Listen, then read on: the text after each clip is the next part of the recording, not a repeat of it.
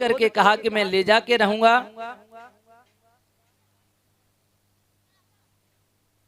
तो भरद्वाज ऋषि ने कह दिया कि अगर आप में शक्ति है तो ले जाके दिखाओ।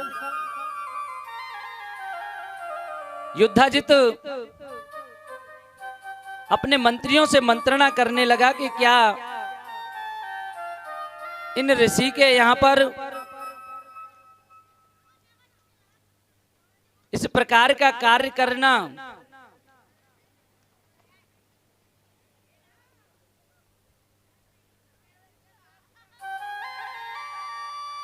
जबरदस्ती करना ठीक रहेगा।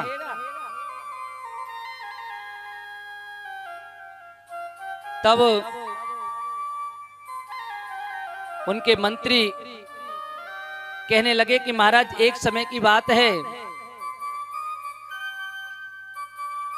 जब विश्वामित्र काशी के राजा हुआ करते थे। गुरु वशिष्ठ के पास में कामधेनु गाय नंदिनी एक बार विश्वामित्र अपनी सेना के साथ में उनके आश्रम में आ गए और जब उनसे भोजन की अर्चना की तो उन्होंने मां नंदिनी से आग्रह किया कि इनके लिए भोजन की व्यवस्था करनी है। गुरु वशिष्ठ ने बोल दिया कि ठीक है, आप अपनी सेना को बिठा लिए, भोजन की व्यवस्था हो जाएगी। और पलक झपकते ही थोड़ी ही देर में इतने स्वादिष्ट भोजन सभी के सामने थालियों में परोस दिए गए।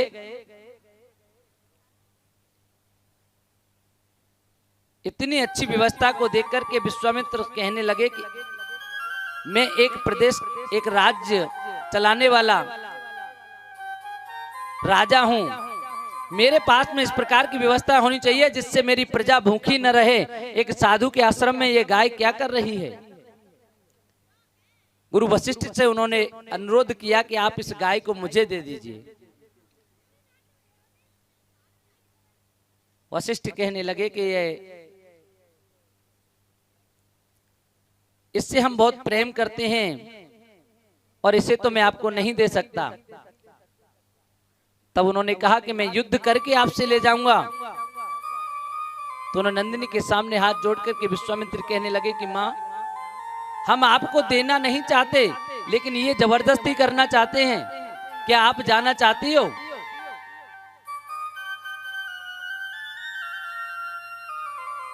तभी पलक झपकते ही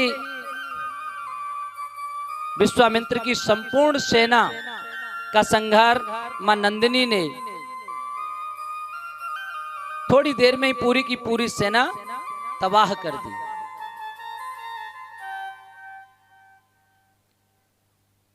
अब तो विश्वामित्र को लगा कि इनसे तो युद्ध करना भी बड़ा टेढ़ा है। अकेले रह गए, घर के लिए अपमानित होकर के आना पड़ा। तब व्यास जी महाराज कहने लगे कि हे जन्मेजय महाराज, मंत्री की इतनी बात सुनकर के युद्धाजित भयभीत हो गया। कहीं ऐसा ना हो कि ये भी ऋषि इसी प्रकार की कोई क्रिया जानता हो, मुझे और मेरी सारी सेना को ही ध्वस्त कर दे। इससे तो अच्छा यही है कि हम चुपचाप निकल लीजिए। युद्धाजित उनको प्रणाम करके भरद्वाज मुनि को निकल आता है।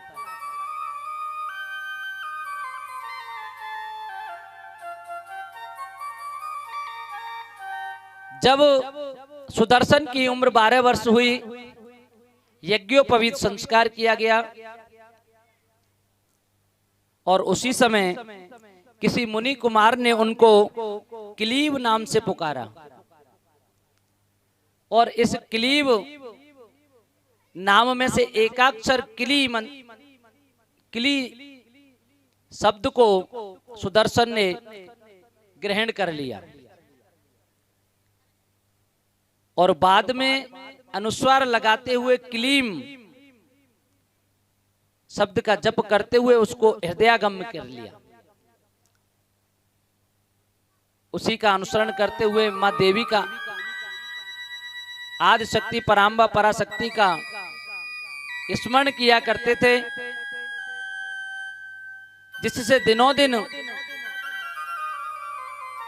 सुदर्शन का प्रभाव बढ़ने लगा।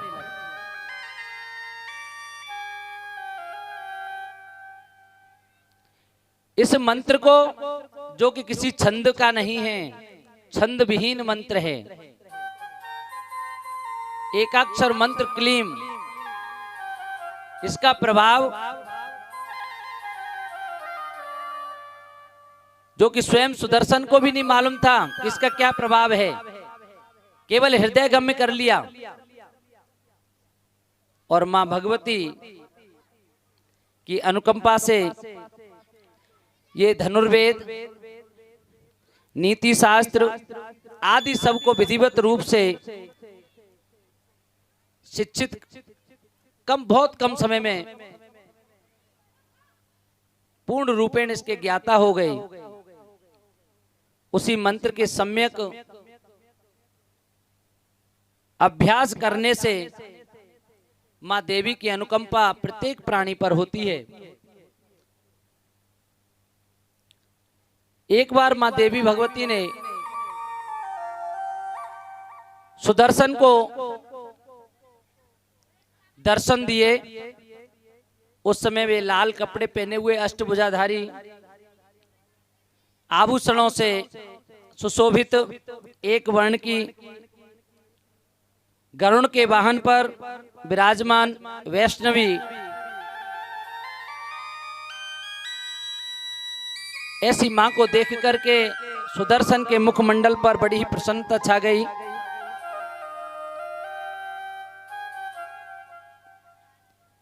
ऐसे महाराज सुदर्शन वन में रहते हुए भी अपनी मां का बहुत ख्याल रखते, उनकी सेवा करते। जो बच्चे अपने माता पिता की सेवा करते हैं ना, उन पर विशेष कृपा होती है प्रभु की। हमारे वेदों में ऐसा कहा भी जाता है कि जब तक माता पिता घर में हो, हमें किसी तीर्थ में जाने की आवश्यकता नहीं है। माता पिता के चरणों में सारे तीर्थ होते हैं, केवल उनके चरणों का स्पर्श कर लिया जाए, उनकी बातों का अनुसरण किया जाए, अनुगमन किया जाए, तो सारे तीर्थ हमारे यहीं हो जाते हैं। लेकिन आजकल के बच्चे, स्थितियां बड़ी उलट हो गई हैं। करते क्या हैं? बोलते पास में मलपुर वाली मैया पे कथा हो रही है या मेला लगेगा, चलो कुछ धर्म कर लें। क्या करना है? रास्ते में कुछ जाती है, लोग जाएंगे, पानी की प्याऊ लगा देते हैं, पानी पिलाएंगे।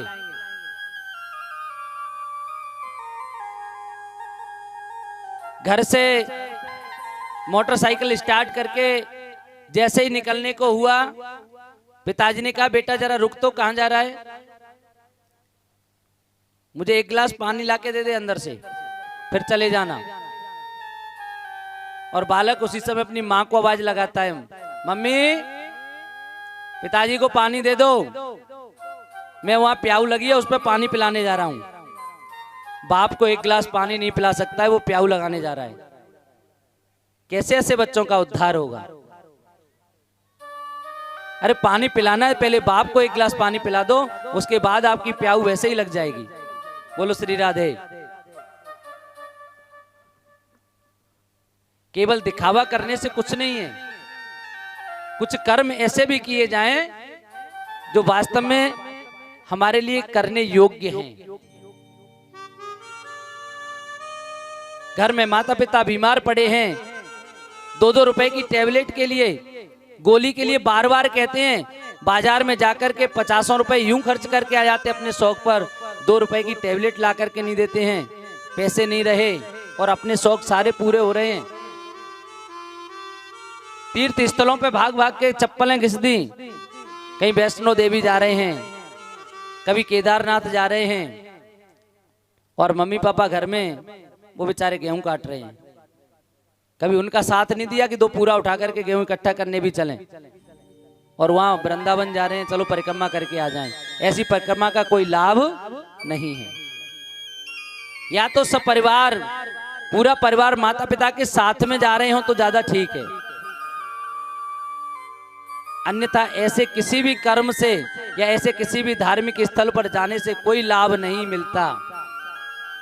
जब तक माता पिता घर में हैं, उनकी सेवा करने से ही हमें चारों धाम सुते घर में बैठे मिल जाती है।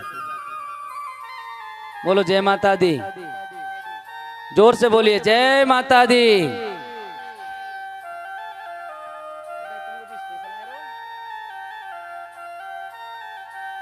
सामने आ जाओ, इधर सामने, चलो सामने आ जाओ जल्दी से, इधर आ जाओ।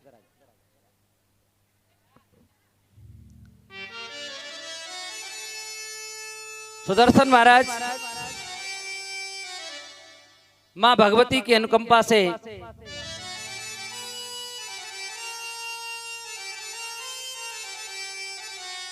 काशीराज की पुत्री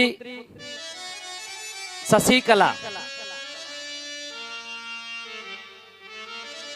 शशिकला के लिए स्वयंवर की रचना की गई। मां भगवती ने जब शशिकला के बारे में बताया कि शशिकला गुणों में कितनी प्रवीण है, गुणवती रूपवती है, सुदर्शन के सुयोग्य है। जब काशीराज ने सुदर्शन के बारे में सुना तो उनका मन करने लगा कि सुदर्शन को देखा कहां जाए, कहां ढूंढा जाए।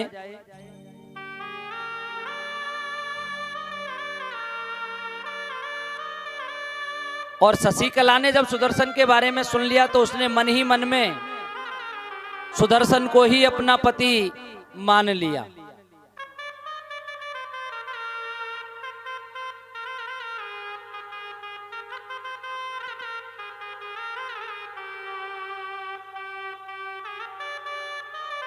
अब तो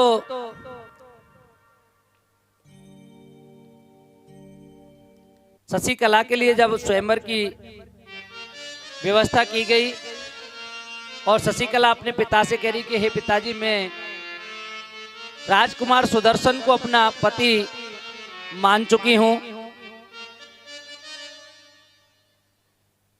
बहुत सारे सूरवीर योद्धा उस स्वयंवर में आ जाते हैं।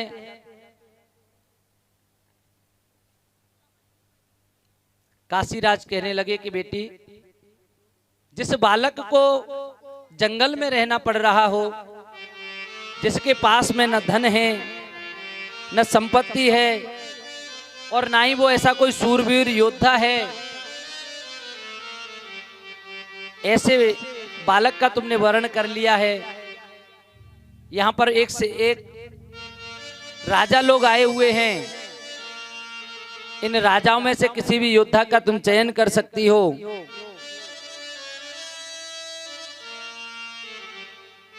उसी स्वयंवर में देवी की प्रेरणा से सुदर्शन भी रथ पर बैठकर वहां पर आ जाता है। सुदर्शन का तेज ऐसे लग रहा है जैसे कोई सूर्य भगवान स्वयं उधर आ गए हों।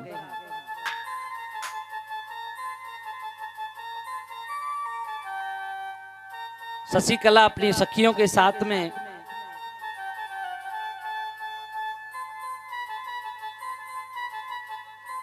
जैसे उधर से आती हैं, जिस प्रकार स्वयंवर में माता जानकी जब भगवान श्री राम के जयमाला डालने के लिए आती है ना, तो उनकी छटा उस समय तुलसीदास जी महाराज कहते हैं, रंग भूम जब सिय पगधारी। इसी प्रकार से जब शशिकला जैसे ही स्वयंवर में आती हैं, उनको देख करके सभी राजा मन में सोचने लगे कि ये तो हमारा वरण कर लें, ये हमको अपने पति के रूप में स्वीकार कर लें।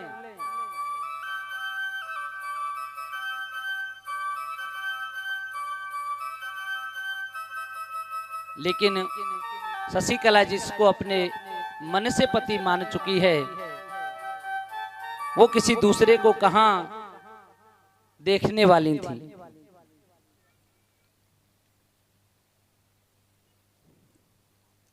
व्यास जी महाराज कहने लगे कि हे राजन,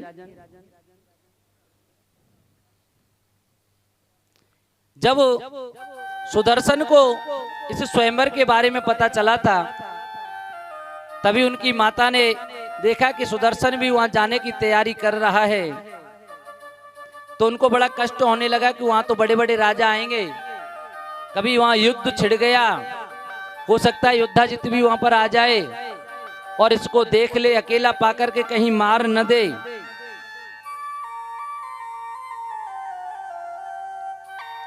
क्योंकि मां को तो अपने बेटों की बहुत चिंता रहती है ना, मां से ज्यादा अपने बेटे की चिंता किसको हो सकती है? सबसे ज्यादा चिंता मां को होती है। लेकिन सुदर्शन अपनी मां को धीरज बनाते हैं कि हे मां, आप चिंता मत कीजिए, जगत जननी पराम्बा आदि शक्ति का मेरे ऊपर आशीर्वाद है, आप निश्चिंत हो जाइए, मैं निश्चित रूप से आपके लिए आपकी बहू लेकर के आऊंगा। अभी भी हमारे क्षेत्र में जब लड़के शादी करने के लिए जाते हैं ना, आंचल दिया जाता है, तो वहां कह के जाते हैं कि मां मैं तेरे लिए बहू लेके आऊंगा, है ना। तो ऐसे ही सुदर्शन भी कह के जा रहे हैं कि आप चिंता मत करो, मैं आपके लिए बहू लेके आऊंगा, आप तैयारी करके रखना। इधर स्वयंवर में जैसे ही सुदर्शन आए और उनके बारे में जब शशिकला को पता चला, तो बड़ी प्रफुल्लित होने लगी, बड़ी प्रसन्न होने लगी। जैसे जानकी जी भगवान श्री राम के बारे में जान करके अपनी सखियों से जब उनको पता चला कि रामचंद्र जी जब फुल बगिया में थे ना, तो उस समय दोनों ने एक दूसरे को देखा, उसी समय से उन्होंने वर्ण कर लिया कि यही मेरे पति हों। शशिकला भी इसी तरह से सोच के बैठी थी। और जब धनुष भंग हो गया था, तो रामचंद्र जी से उस समय वहां बैठे हुए जो राजा लोग थे, वो विवाद करने लगे, कहने लगे कि ये छोटे छोटे राजकुमार हमसे सीता को ऐसे लेकर के नहीं जा सकते, इनसे सीता जी को छुड़ा लो, इनको मार दो, बांध दो।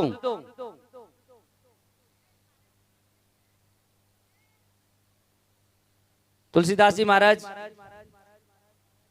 रामचरितमानस में बड़ा अच्छा प्रसंग देते हैं कि जब वो राजा 100 मिलकर के एक साथ धनुष को तोड़ने के लिए आते हैं, तो किसी ने पूछ लिया कि आप 100 मिलकर के तोड़ रहे हैं, मान लीजिए वैसे तो आपसे तिल भर भी उठा नहीं, अगर धनुष उठ भी जाता और धनुष टूट जाता तो सीता जी की शादी किसके साथ होती? क्योंकि आप 100 हैं और सीता जी अकेली हैं, शादी किसके साथ होती? तो कहने लगे जब धनुष टूट जाता फिर हम आपस में एक दूसरे को तोड़ते और जो सही बच जाता उसके साथ सीता जी का विवाह हो जाता। जब इस प्रकार से आपस में राजा लोग लड़ने लगे कि हम शशिकला के साथ तो हमारी शादी होनी चाहिए, हमारी होनी चाहिए, उधर में सुदर्शन शशिकला के साथ में स्वयंवर में से सुदर्शन शशिकला को लेकर के चले गए, तो अन्य जो राजा थे वो महाराज सुबाहु को उल्टा सीधा कहने लगे, भला बुरा कहने लगे कि इसने हमको क्यों बुलाया था, जब इसकी लड़की के मन में पहले से ही एक ही राजकुमार था, पहले से ही उससे प्यार करती थी, उसको पति बना लिया था, मान रखा था, तो हम लोगों को बुलाने की आवश्यकता क्या थी? भाई दरवाजे पे बारात आ जाए और लड़की 9-2-11, तो क्या सोचेगी बारात? तो बारात बुलाने की जरूरत क्या थी? पहले से मालूम था तो। और यहाँ तो कई दूल्हाओं की बारात थी, उनमें से एक छांटना था और पहले से ही छटा हुआ था, तो इतने सारे बुलाने की आवश्यकता क्या थी?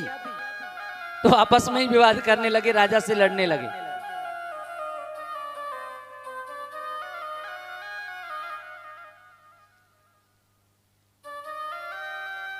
महाराज सुबाहु बड़े दुखी हुए, उन्होंने सबसे क्षमा याचना की और शशिकला की शादी सुदर्शन के साथ में कर देते हैं। सुदर्शन और शशिकला माँ देवी भगवती की आराधना करते हैं कि आपकी कृपा से हम लोग दोनों एक हुए हैं।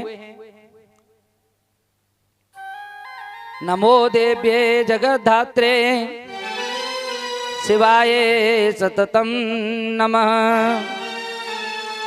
दुर्गाये भगवते ते कामदाये नमो नमः। कहने लगे, हे जगद्धात्री, हे मां अम्बे, हे शिवे, पराम्बे परम शक्ति, हे कामदे, आपकी कृपा से हम आज दोनों मिलकर के एक हुए हैं। आप हमारे ऊपर इसी प्रकार से अपना आशीर्वाद बनाए रखना। इस प्रकार दोनों अपना वैवाहिक जीवन व्यतीत करने लगे। व्यास जी कहने लगे कि कुछ समय के बाद में जब सुदर्शन अयोध्या में पहुंचे तो अपने मित्रों के साथ में राजभवन में गए और वहां पर उन्होंने शत्रुजित को, उनकी माताजी जो कि शोकाकुल थी, उनको प्रणाम किया और कहा कि हे माता, मैं आपके चरणों की शपथ खा के कहता हूं, क्योंकि जो सत्राजित था उसकी भी मृत्यु हो चुकी थी।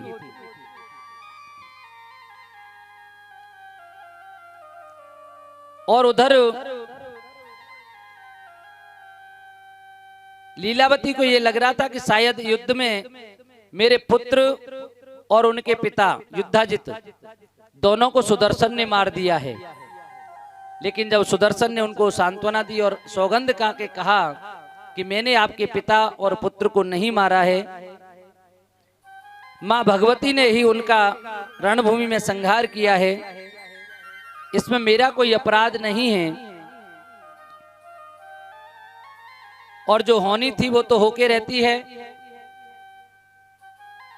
उसे कोई टाल नहीं सकता, इसके लिए हमको शोक नहीं करना चाहिए। अवश्यमेव भोक्तव्यम कृतं कर्म शुभाशुभम, तस्मान् शोचितव्यम ते सुखे दुखे कदाचन। मनुष्य को सुख और दुख का किसी भी प्रकार का शोक नहीं करना चाहिए, क्योंकि जो होनी होती है वो तो होके रहती है।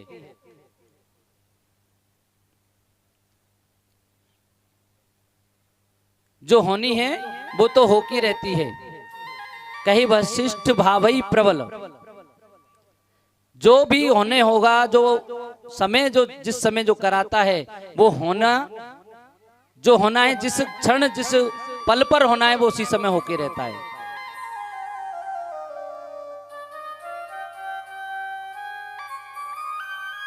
अतः हमको